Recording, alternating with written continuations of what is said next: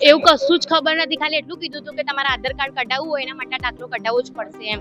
એ તમારો જે ઓરિજિનલ દાખલો છે એનામાં બધું નામ અલગ અલગ છે એટલે નહીં ચાલે, એટલે જોઈન્ટ નામ હોવું જોઈએ તો તમારું આધાર કાર્ડ નીકળશે, એના માટે દાખલો કઢાયો હતો. બાકી કોઈ કારણ જ નતું અમારે. તે અમારા ઘર પાસે એક ઓફિસ છે એનામાંથી કઢાયો હતો. હું તો સુરતની છું અને લગ્ન અહીંયા જ કર્યું છે. સુરતનો જન્મ છોકરીનો સુરતનો હતો એટલે ત્યાંથી જ ગવર્મેન્ટ પાસેથી ત્યાંથી જ કાઢી આપ્યો હતો, પણ અહીંયા અમારે બધું ચેન્જિંગ કરાવીને વડોદરાનું કરાવતું, એના માટે હું આધાર કાર્ડ આજે કઢાવવા ગઈ. આધાર કાર્ડના જેટલા અમારા સેન્ટર છે એમાં સવારે 9:30 થી 10:30 ટોકન અપાતા હોય છે.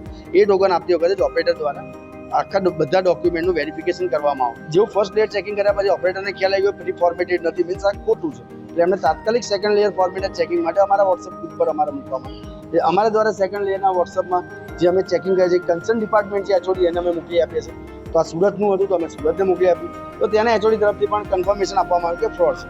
ત્યાર પછી થર્ડ લેયર જે અમારું ચેકિંગ હતું, અમારા લેવલનું ચેકિંગ આવ્યું, એ ફાઇનલ જે ઓથોરિટીનું ચેકિંગ હતું એ અમે ચેકિંગ કર્યું. એ જોતા પણ QR કોડ સ્કેન કરવાનું હતું, એ પણ કર્યું. એ જોતા કન્ફર્મ થયું કે ફ્રોડ છે, એટલે અમે અમારા એચઓડી સાહેબનો સંપર્ક કર્યો, રાજપૂત સાહેબનું, ઓનરેબલ ડેપ્યુટી કમિશનર સાહેબ છે એમના દ્વારા પણ કન્ફર્મેશન કરવામાં આવ્યું કે પોલીસ ફરિયાદ દાખલ કરવામાં આવી, એટલે આપી દો. અને જે લોકોએ પણ ખોટા કામ કર્યા છે કે બનાવડાવ્યું છે કે બનાવ્યું છે, એમની સામે પણ કડકમાં કડક કાર્યવાહી થાય તેવું પ્રયત્ન કરો.